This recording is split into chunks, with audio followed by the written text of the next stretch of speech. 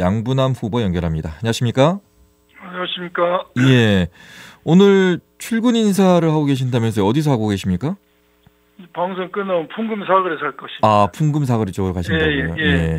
아침마다 이제 출근 인사를 하고 계실 텐데 주민들 반응을 어떻게 좀 느끼고 계시는지 궁금합니다. 매우 좋습니다. 네. 저를 보고 기뻐해 주신 분도 있고 힘들어하시는 분도 있고 또 이번에 이제 경선에서 제가 승리하니까 축하해 주신 분도 있고 윤석열 정권 심판도 달라고 부탁한 분도 계시고 아무튼 반응은 좋은 편입니다.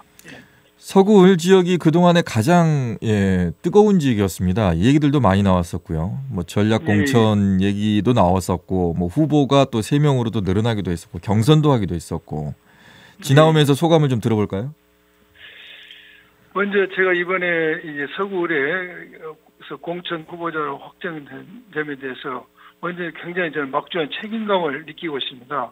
이번 총선에서 우리가 민생 경제를 파탄하고 민주주의를 붕괴한 윤석열 정권을 심판해야 되는데 제가 어떤 그런 책임을 져치는 격에 대해서 막중한 책임감을 느끼고 굉장히 피로감이 쌓였어요. 방금 말씀하신 것처럼 전략 공천이 됐다, 새 후보가 경선을 했다 이런 피로감이 있었는데 이 주민들께서 저를 선택해 주셨는데 제가 그동안에 다른 후보와는 좀 차별 있게 이 검찰 정권에 맞서 싸웠던 점이 인정해 주신 것 같고 또 앞으로도 이재명 대표와 함께 검찰 독재 정권을 무너뜨리고 정권 교체를 해낼 수 있는 사람이라고 저희에 대한 기대를 했기 때문에 저를 선택했던 생각이 듭니다.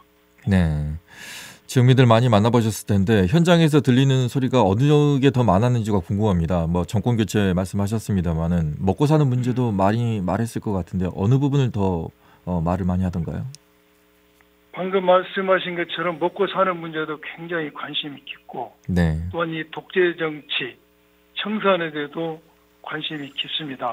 제가 볼 때는 거의 절반 정도 되는 것 같아요. 네. 특히 제가 저녁에 이 식당가를 경선 준비를 하면서 이렇게 방문을 했는데 어떤 상가는 참 제가 들어가기가 민망할 정도로 손님이 없는 집도 많았어요. 그러면서 이 경제가 무너진 점에 대해서 복원시켜달라고 다시 민생에 살려달라고 하는 시민도 참 많았습니다. 네. 그래서 이제 윤석열 대통령이 이제 각 지역을 돌면서 이제 민생 토론을 하고 있는데 조금 전 인터뷰에서도 이제 나왔습니다만은 약간의 동쪽 위주, 수도권과 동쪽 위주로만 가 있고 서쪽으로는 안 온 것 같은 느낌입니다. 그리고 광주 전남에서는 공동 개최 뭐 얘기도 나오고 있는데 어떻게 생각하십니까? 독자적으로 해야 된다고 보십니까? 아니면 공동으로 해도 괜찮다고 보십니까? 먼저 윤석열 대통령의 민생 토론회가 관건 선거의 장이 되고 있다는 비판이 있지 않습니까? 네. 특히 호남을 패싱하고 텃밭과 격전지만 찾고 있는 행보가 이해하기는 어렵습니다. 수도권이 12번, 영남 모두 19차례였습니다. 네. 호남은 한 번도 하지 않다.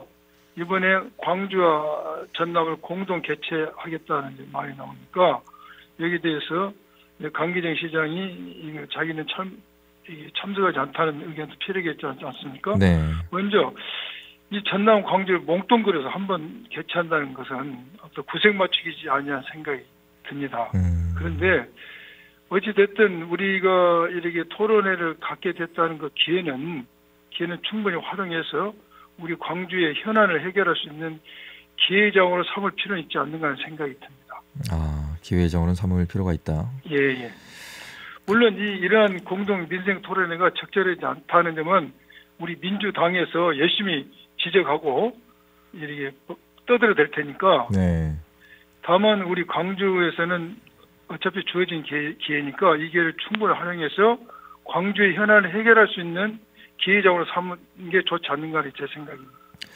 지금 그러면 지역구의 가장 급한 현안은 뭐라고 보십니까?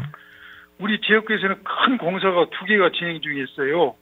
하나는 중앙공원 개발 공사가 있고 또 하나는 지하철 공사가 있습니다. 네. 이 2가지 문제 때문에 우리 서구울의 교통 문제와 여러 가지 민생 문제가 생기고 있어요.